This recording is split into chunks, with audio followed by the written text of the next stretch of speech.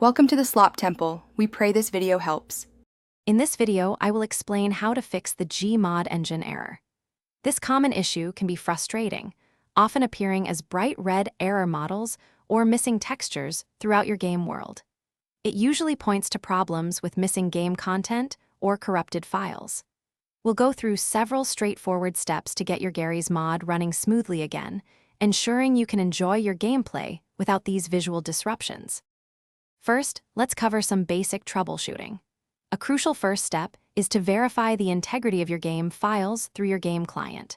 This process checks for and replaces any corrupted or missing files.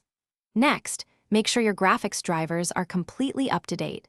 Outdated drivers are a common culprit for many visual glitches. Finally, quickly confirm your computer meets the game's minimum system requirements to avoid performance issues.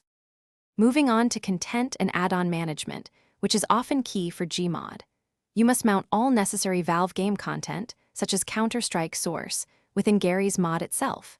Many maps and models rely on these assets. Also, if the error started recently, try disabling any new or suspicious community add-ons one by one to identify the problematic one. Lastly, clear your game's download cache to remove any corrupted temporary files.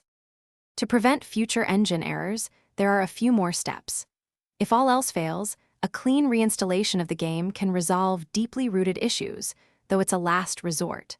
Always keep an eye on community forums. They are excellent resources for identifying and solving common problems. Finally, consistently update your operating system and all game-related software to maintain compatibility and stability. Thanks for watching. Consider subscribing if we helped you.